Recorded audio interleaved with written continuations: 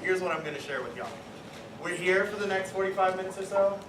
You can engage and make it something worth your while, or you can sit hostage for the next 45 minutes and not have a really great time, right? So choose your own adventure. Our desire is that you leave here with some of the things that you need to be leaders within the athletic community that you're a part of here at Northwestern and beyond it, all right? So for those of you that are interested in fraternity and sorority, so a little bit about what we're going to do today. Here's our agenda. We'll do some introductions, give you a little bit about the work that Brent and I do here on campus. We'll talk about what hazing is in the Northwestern context. I think a lot of times what people end up doing with these types of presentations is that they assume folks know what hazing means or what the definition is. And so if you can move past definitions, you can start to get to the nitty-gritty about what the work is. We'll do a little bit about the impact of hazing, some prevention and culture change work, and then how to report it here on campus and the different infrastructure that we have. So, who are we? Those faces are really large. Okay, my name is Keith Garcia. I'm one of the assistant directors in the Office of Fraternity and Sorority Life. I was specifically brought in to advise our Multicultural Greek Council, which are culturally based fraternities and sororities on campus, as well as lead initiatives around harm reduction education and risk management. And so we facilitate programs on campus for fraternity and sorority leaders, as well as folks like yourself, thanks to the work that we do within the Hazing Prevention Working Group. Chrissy DeVilla is part of that team. She's a colleague from Conduct. And so that's a little bit about what I'm doing here on campus. And my name is Brent. Apparently my shoulder is connected to my face. I started at Northwestern in 2014, so I'm ending my 5th year here. I was redshirt when I started. And Campus Life, if you haven't heard of that we're in Norris. We're on the 3rd floor up in the Source. Campus Life is comprised of 3 departments, one of which is Fraternity and Sorority Life. The other 2, leadership development and community engagement, so leadership programs, community service, activism, and then all of our student organizations and activities. So the free programs that we do with your teams, getting butts and seats for your events, as well as like Bulls games, Bears, well not Bears, oh bless their hearts, right? I know, too soon, and it was tipped, right? We do Broadway and Chicago events, lots of free and inclusive programs, and just today we had our winter student involvement organization fair. So over the 400 groups that you may be a part of, how many of y'all are in a student org outside of athletics? A couple of you, great. Feel free to try to get involved. I find, and I heard that from Gen 2, that when you're a whole person at Northwestern, your experience is greater. So don't compartmentalize. Like I was a swimmer, but I also sang a cappella, right? So as I look back at my undergraduate career, it wasn't one thing that defined who I was, and I made friends outside of my specialty. So I encourage you to think about yourself academically, spiritually, holistically. And that's where we talk about hazing, because I think all of us want to belong at Northwestern or in a team or in a group of friends. And sometimes there's the power dynamic of how we do that. And the awkward thing about real life is it's actually hard to make friends. And we live in an era now of social media, and like you had friends in high school or what have you because you grew up together, like same church, synagogue, we were neighbors, and then you come to campus and you're like, oh cool, I have a team, or I have a roommate. But we don't really know how to make friends, and so that's where I think the trap comes in for folks who try to create friendship and there's power at play. And so for us, we also want to start with, we are here to help. Our goal is never punitive, it's always changing cultures to be positive. We want Northwestern and Northwestern athletics to be thriving in the community, not be in headlines with negative attention, right? So that's like the very quick overview of our offices. You can always come see us, 3rd floor of Norris, up in the Source. Cool, so we'll get right into it. So what I want you to do is take a couple seconds and chat with the person next to you and have a conversation about what have you seen, what are some examples you've witnessed or experienced relative to hazing. It could be within an athletics context, it could be within student organizations. And just a fun fact, when we did stats around students' experiences coming to Northwestern, and this includes your class, we realized that students coming to the university have already experienced hazing in a pretty significant way in high school. So you probably have experienced it or received it. So chat with the person next to you, and then we'll bring back and talk a little bit about what those experiences have been.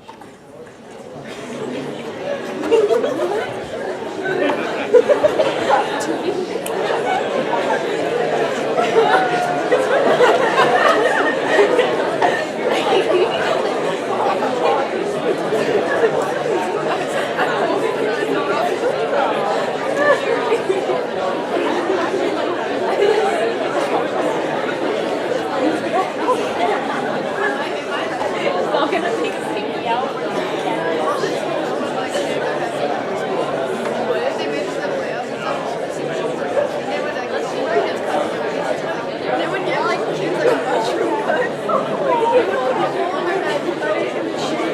And the teachers thought it was great. There's a freshman walking around here like,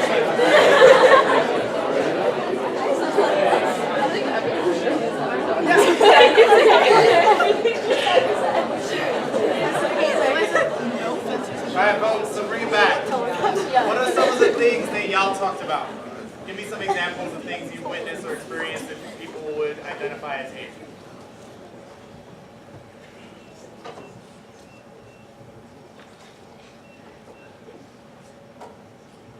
You'll learn that I'm incredibly comfortable with that.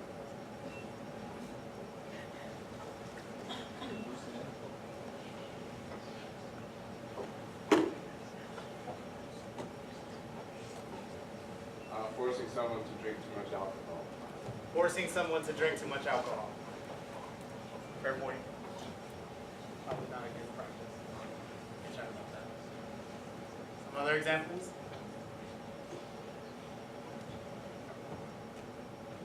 I heard someone mention something like, I haven't seen like extreme cases. I've seen little things. What are some little things?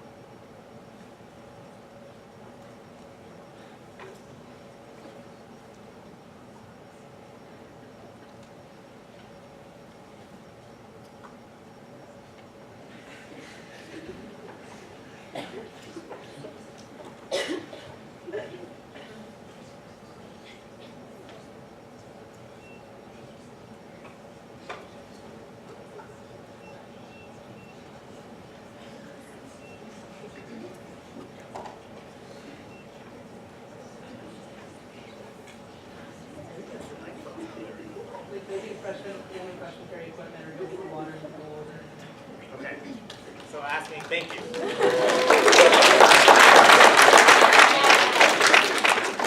It takes a little bit of courage to break the ice. So asking first-year students on your teams to carry equipment, get the water, do some of the menial tasks associated with the things that you have to do as a team.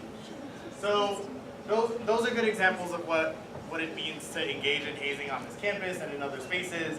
We want to make sure that when you leave here today, you understand what it is in the Northwestern context. And so, what is hazing according to the university, right? This is the definition that Northwestern University utilizes relative to hazing. That hazing is any action taken or situation created, intentionally or unintentionally, whether on or off university premise, and whether presented as optional or required to produce mental, physical, emotional discomfort, servitude, degradation, embarrassment, harassment, or ridicule for the purpose of initiation into, affiliation with, or admission to, as a condition for continued membership in a group, team, or other organization, regardless of the individual's willingness to participate.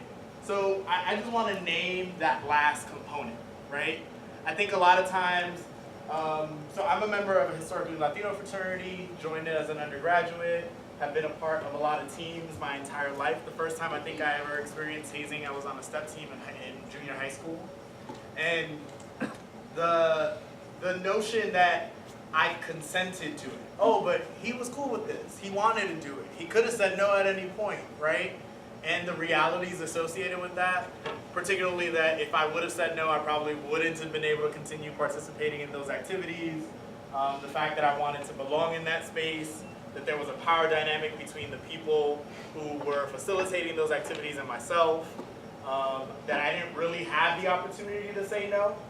And as first-year students, I think that that is probably one of the most challenging components of this process for you, right? You're joining the teams that have existed on this campus for quite some time. And there are people who've been on these teams for a bit. And so your desire to maybe ascend into some of the leadership positions that they might have, or your desire to be a team player and contribute in ways that they've contributed and experience the things that they've experienced in the past, could easily lead down this path. Now, one of the things that we talked about previously is the desire for culture change. And so for us, it starts with you all, right? we'll have conversations with your peers who are upperclassmen and women, but we want to have a conversation with y'all because if the buck stops here, if you decide that the culture of the team that you're a part of is going to be different over the course of the time that you're at Northwestern, that has a huge implication for the people that are going to come after you. And so you have agency, right? We're not going to ignore the power dynamic that exists between you all and your teammates, but you do have the ability to do something about some of the stuff that might be going on in your space. So remember this definition because this is how the university defines it. And remember that whether or not you agree to participate in these things, accountability comes with participation in these activities. So some things we want you to know. You can find literally everything you need to know about hazing at Northwestern University at this website. It is the easiest link to remember, northwestern.edu, hazing-prevention, right? And on this website, you'll find definitions, you'll find resources, you'll find communications. If you look, athletics has a phone number under its quick contacts. So this is something that we encourage you all to visit, all right? Check it out, take some time looking at the definitions because this is not the most interesting part of any presentation that we do, but we want to make sure you know where you can find the information. Beyond the university website, there's some other resources that we're going to cover with you all so that you can understand what it is that you have available to you. But I want to focus more of my time on this, and that's the impact of hazing. So, turn to the person next to you, discuss what some people believe the impact of hazing is. You can discuss the perceived benefits and some of the harms that might come associated with it. So, take some time to chat.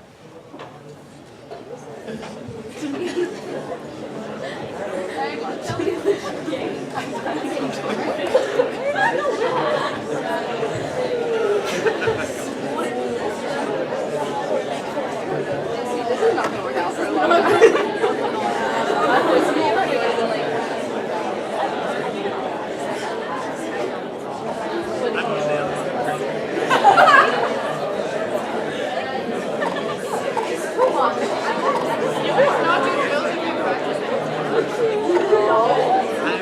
My practice at my club is the exact same as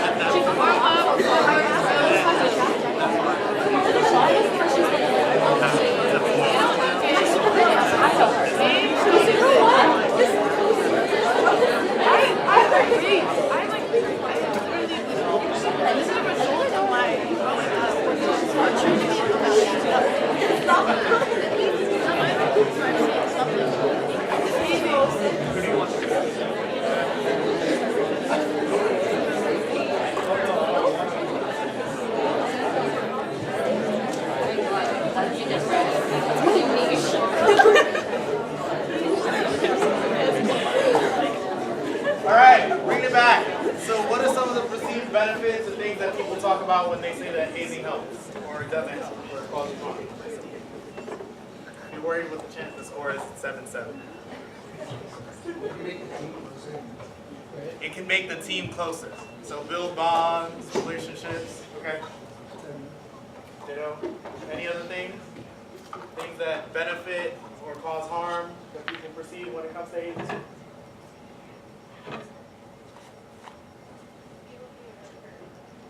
Say again? People can get really hurt. There's a possibility. Y'all are athletes, right? Your ability to be physical matters. If you hurt yourself during hazing, that could end your career. It's not something you want to think about. It's a reality. Any other things? Perceptions, things that people hold about hazing, what it can and can't do for you?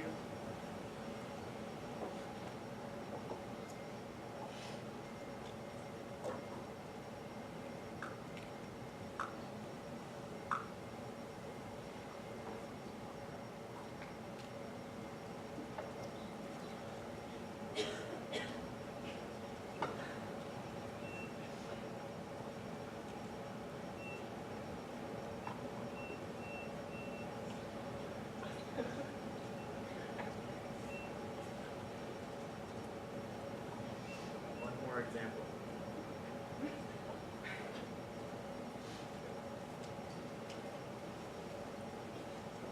Perceptions of hazing, harm or benefit that you could get.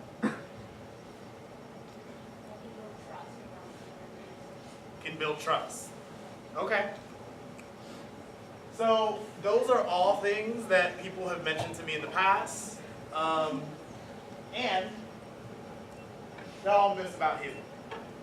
So the most prominent one that I hear, and I think within a team context particularly, right, it's this notion that you can build unity through hazing. And that's not what it does. If anything, hazing separates the team and creates division across the lines of power, right?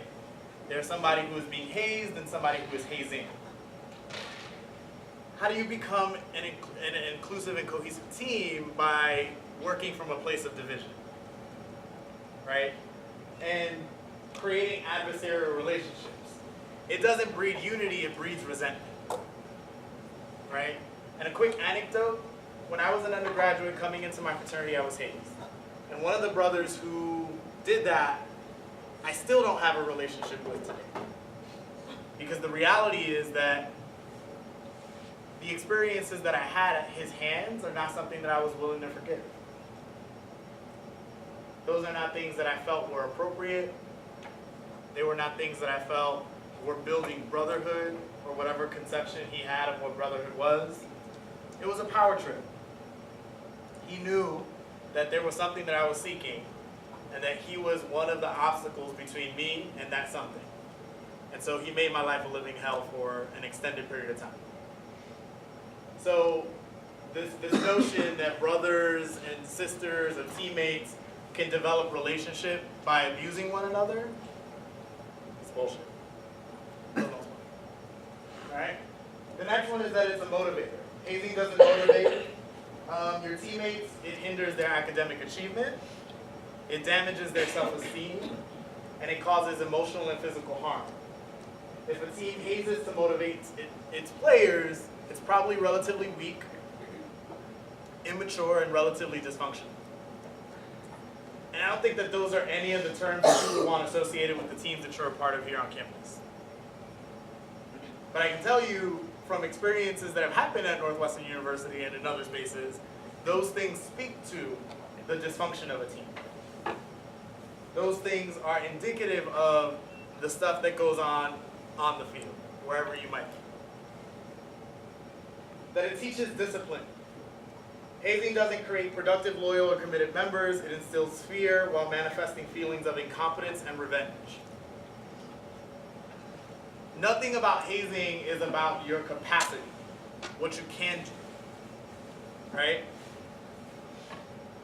And I don't think any of you, for those of you that have healthy relationships with coaches throughout your lived experiences, your coaches have developed that relationship with you.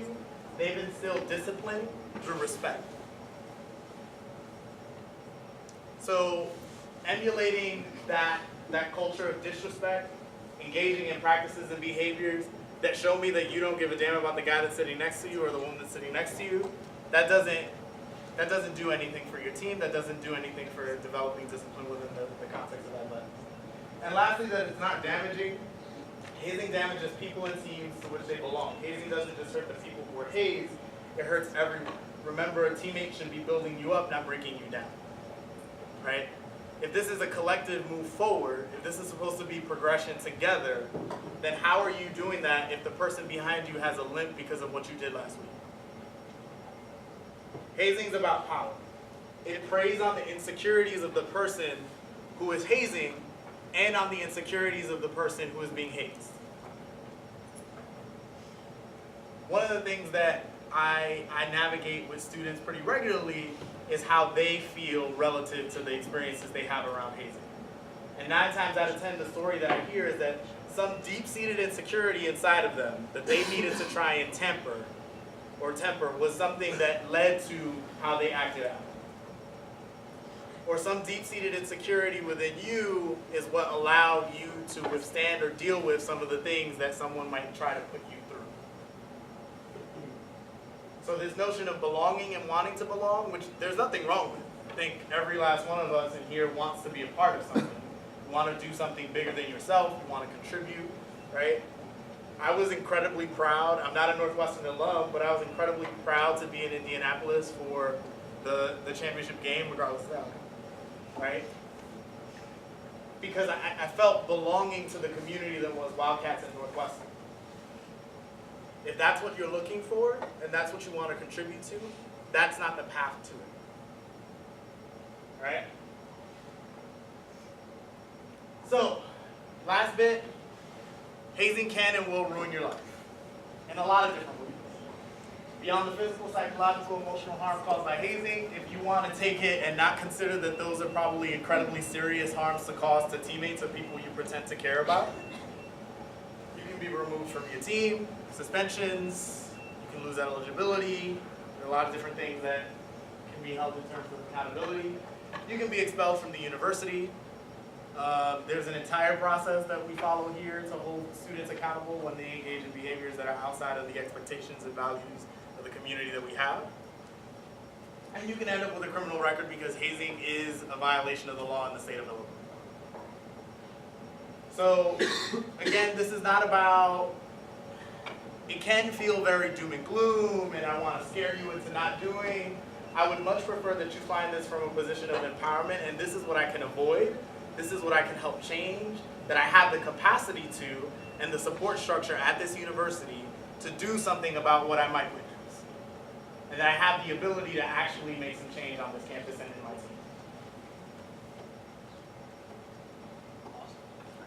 Thanks.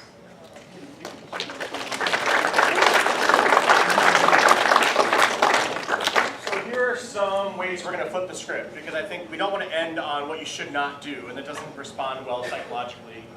We want to talk about what you can do, and what Northwestern stands for, and what we want to create at this university.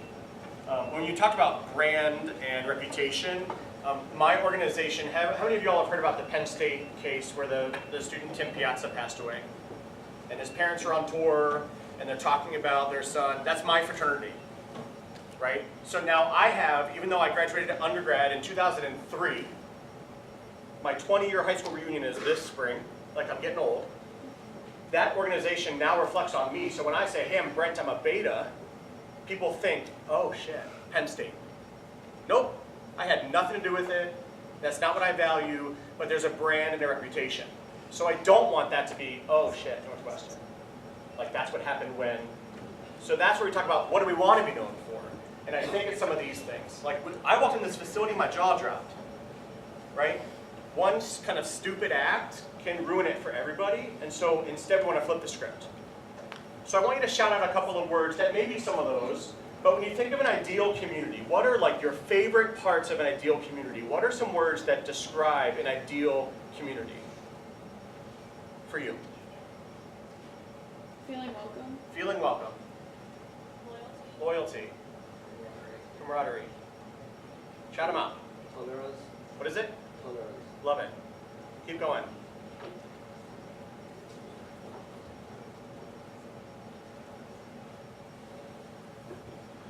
What are some characteristics of your ideal community?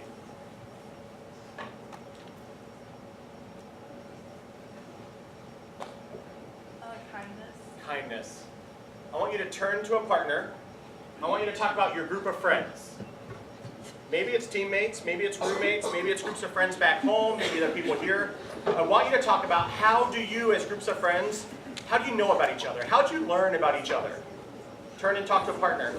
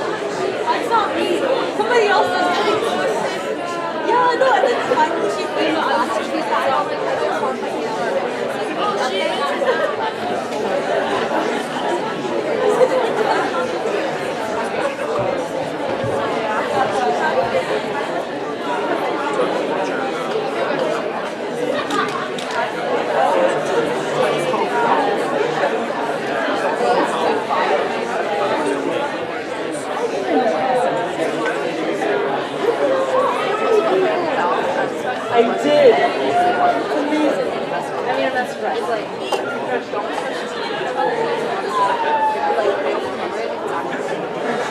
All right, I'm gonna bring us back. What are some ways, how do you know about your groups of friends? How do y'all know about each other? What do you do? Talk. Tell me more. I don't know where that came from. What does it mean to talk in this era of face down snapping? How do you know about each other? You ask questions, yeah. Sometimes that can be very scary. We say like, oh, there might be social lubricant. Like we gotta think about like, put someone in the hot seat and then we drink and then we get like, oh my gosh, tell me your life stories. For men, there's research that tells us that you learn about each other on road trips and video games. Why do you think men organize or learn about each other on road trips or video games? What do you think is the common denominator there? Who said that? Brilliant. No eye contact. It is hyper-masculine, it is very bizarre, but men don't like to sit knee to knee and talk. And so when you talk side by side over video games or a road trip, you actually might learn something and have a decent conversation, because society tells us that it's weird to sit knee to knee and have conversation. But I would imagine we would get to some of those words if we actually sat and talked and learned about each other beyond the hazing dynamics of power and proof. You're already members of your team. Let that sink in for a second. If you're already members of Northwestern and you're already members of your team, then act like the captains. You have nothing to prove. And what is so hard about this conversation is we tell you all as first years to enter potentially a system of disruption. That system is really hard to change. And so what Keith said was a challenge of you all change it then, make it better for the people after you. But if you become into your own power and do something to cause harm because it's happening to you, that's the psychology of hazing. It happened to me, I became better for it, it's my turn. I earned it for someone else. And what I heard her say at the beginning, Jenna, was that if someone's mom has cancer and you're all shaving your heads and it sounds cool in solidarity, we never know someone's hidden harm because we haven't talked. We haven't sat, even side by side, to ask questions. So instead of the what can't you do, you can't study together, you can't do scavenger hunts, all the things we say, there was a lawsuit we were just talking about this week. Did y'all read this? A Latina sorority was sued for forcing their members to do 25 hours a week of studying. I'm like, studying's a good thing. 25 hours, you're probably giving up some sleep. So the courts upheld it as hazing. I'm like, ooh, this is dissonant. Like, good outcome, lots of time, conversation, and upheld in court, sued, hazing. And so sometimes you have the best intentions, but you don't know the harm of like someone's not getting rest, right? So here are some things on our website that we list that you all can do instead of beating each other down. So I work with a lot of student groups, a cappella groups, sororities, service groups, etc., culture-based organizations. They all start with, what are your goals? What are you trying to achieve? Unity, teamwork, brotherhood, service? Like, what's your end goal? And if you can relate your activities to the end goal, you're usually all right. And what I heard earlier is ask us for help. If you have to ask us, is this hazing? The audit itself might be, yeah, that's hazing. But if you have an authentic conversation with us, we want to start there and say, you're not in trouble if you're asking, can we do this? We typically say, do you want to tell Morty about it? Do you want to tell the Daily about it? And if not, then it's probably a little shady. So there are, I know we live in a cold climate, but there are some cool ropes courses around here. I know your coaches or teammates probably plan some team dinners. How do y'all do that? Like, where are my swimmers? Pasta, right? Like team dinner all the time. It's like a big deal. Or shaving parties. Like, we legit have like just bonding, sober activities. sounds shady now, and usually they lead to Title IX if there's like naked time involved, or like there's a slippery slope. Scavenger hunts, my mom was in a sorority in the 50s, and the baseball team at her university used to go into women's residence halls and steal underwear. If that happened now, that is like, when you talk about charges and criminal records, that is not only hazing violations in state law, that's now Title IX, federal, right? So that we think it might be all in good fun, and it starts to go a very slippery slope. Camping, whitewater raiding, I don't know what that is, but it sounds cool. Laser tag team building. What I hear in some of our student groups is they say things like, we're gonna do a service event, and then a scholarship event, and then maybe a sisterhood or brotherhood event. And for me, I'm thinking they're all sisterhood or brotherhood events. Doing service together, we do that as a team, as our staff. We have 19 professional staff. We did a service day last quarter. That brought us all together, right? So some sort of common fun can be an alternative to hazing. All of these are on our website, so we don't like talking at you, like, let's be honest. We all want to be home, we all want to watch the game or go to bed or study. But here are some ways to prevent hazing. If you see these 6 steps, it might be hard for some of y'all in the back. But developing the leaders at what we believe in our office don't have to be captains. Leadership for us is action, not position. I don't care what role you are on your team. I want you to show leadership, not be the leader. I think follow the leader is a game we should have unlearned growing up. To provide positive alternatives, you have 100 of those on our website. Ask your coaches, ask your alumni, ask your friends, what else do you all do to build teams? Let's pause there. I want you to turn again to your partners. Think about a team, like one of your favorite teams when you felt so bonded, past or present. What were ways that you all developed your team? Without harm.